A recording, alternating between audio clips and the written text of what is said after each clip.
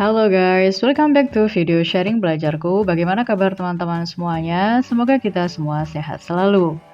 Seperti biasa, sebelum kita mulai belajar bareng, jangan lupa untuk subscribe this channel, like and share this video. Dan untuk teman-teman yang mungkin belum nonton video yang lainnya, kalian bisa cek link yang ada di deskripsi. Di situ ada beberapa ebook belajar bahasa Inggris yang bisa di-download secara gratis. Dan sekarang kita akan masuk ke skill 10, use context to determine meanings of difficult words. Setelah di skill 8 dan 9, kita juga menentukan makna dengan caranya masing-masing ya. Kalau di skill 8 berkaitan dengan structural clues, yang ada tanda bacanya misalnya. Terus kalau di skill 9 berkaitan dengan word parts, jadi ada bagian kata yang bisa kita artikan dalam bahasa Inggris. Nah sekarang kita akan masuk ke level yang lebih tinggi lagi ya. Use context to determine meanings of difficult words. Jadi kita mengartikan makna dari kata yang sulit itu berdasarkan konteks dalam kalimatnya. On both the paper TOEFL test and a computer, you may be asked to determine the meaning of a difficult word in a reading passage. A word that you are not expected to know. Dengan kata lain, kata-katanya mungkin agak sulit gitu ya. In this case, the passage will probably give you a clear indication of what the word means.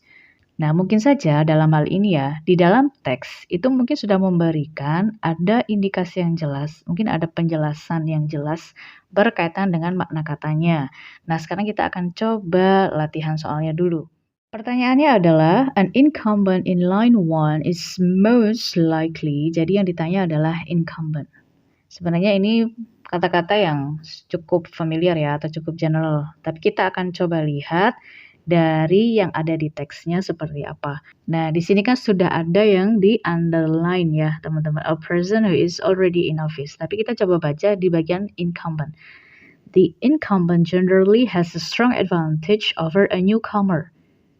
Jadi dia punya keuntungan dibandingkan pendatang baru ya, newcomer.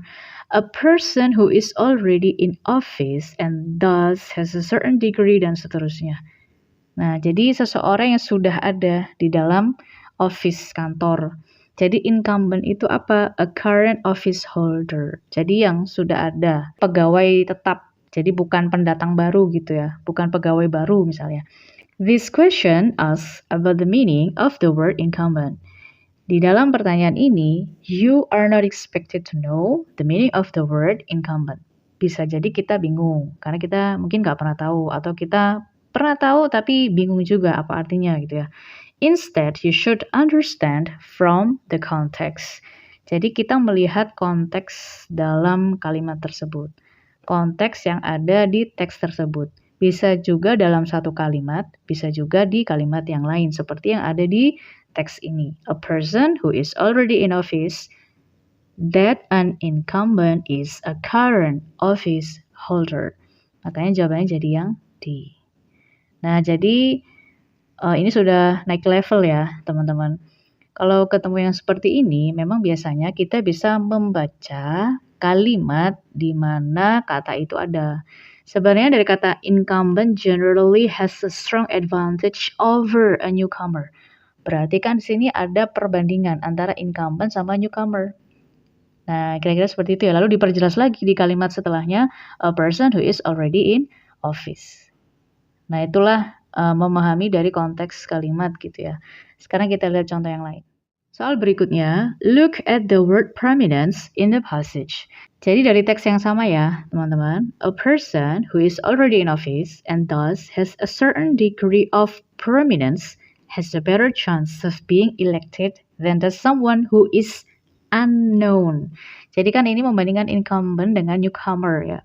Jadi kalau newcomer kan masih unknown nih, masih belum dikenali atau nggak terlalu terkenal gitu ya. Jadi kalau prominence itu apa? Ya fame, makanya jawabannya jadi fame. This question asks about the meaning of a word prominence. In this question, you are not expected to know the meaning of the word prominence. You should look at the context which contrasts a person who has a certain degree of prominence with someone who is unknown. Jadi seperti yang tadi aku bilang, kan membandingkan incumbent dengan newcomer. Nah, kalau incumbent itu dia punya tingkatan tertentu dari prominence. Jadi mereka punya kepopuleran gitu ya. Sedangkan kalau newcomer itu kan someone who is unknown. Unknown kan belum begitu dikenal gitu ya. Makanya, berarti kalau ada perbandingan berarti kan lawannya kira-kira gitu. Makanya unknown ya lawannya jadi fame gitu ya. Nah, itu contohnya ya, teman-teman. Jadi kesimpulannya, bagaimana kita menjawab pertanyaan seputar vocabulary yang berkaitan dengan difficult words atau kata-kata yang sulit ya, teman-teman. How to identify the questions? What is the meaning of X in line Y? The word X in line Y is closest meaning to, itu contoh pertanyaannya ya. Nah, where to find the answer? Information to help you understand the meaning of an unknown word can often be found in the context surrounding the unknown word. Jadi kita bisa menemukan informasi yang berkaitan dengan kata ini di dalam kalimat tersebut di mana ada kata yang dimaksud atau di kalimat setelahnya atau mungkin kalimat sebelumnya gitu ya. Pokoknya di sekitar kata itu berada gitu. How to answer the question? Find the word in the passage. Read the sentence that contains the word carefully. Jadi kita baca dulu dalam satu kalimat itu.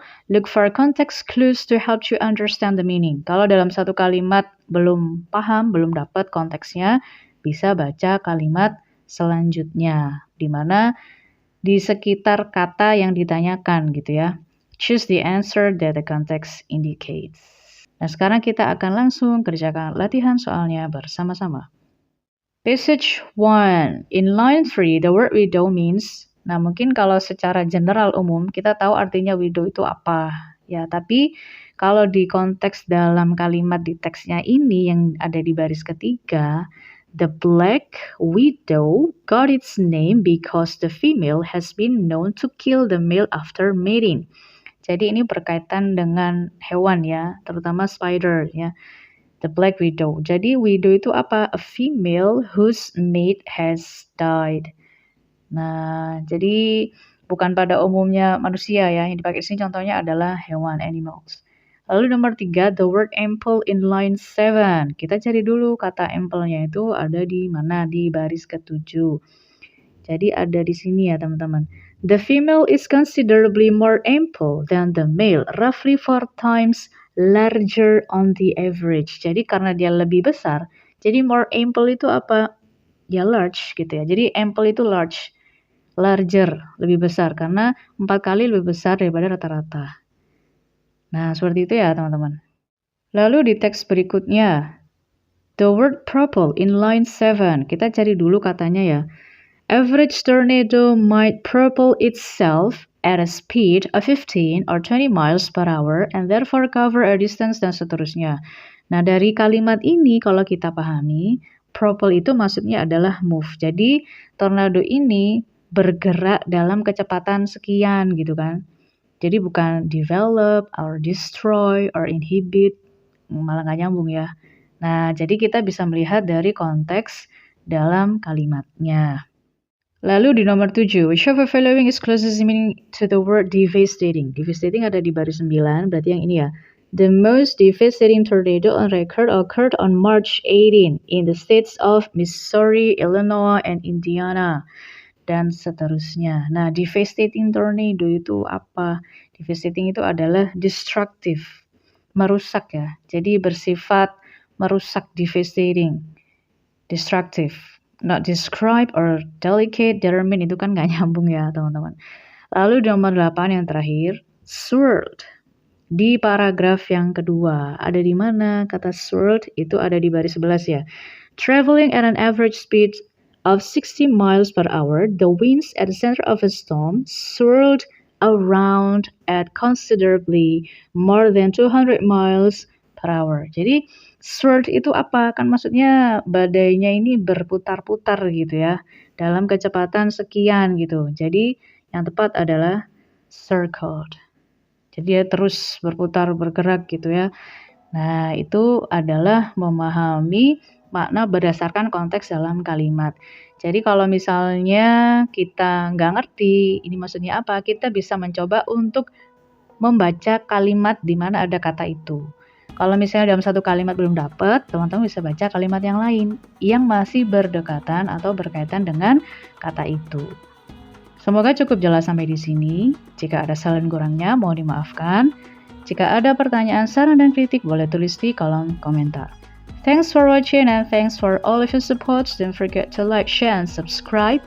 See you in the next video. Bye-bye.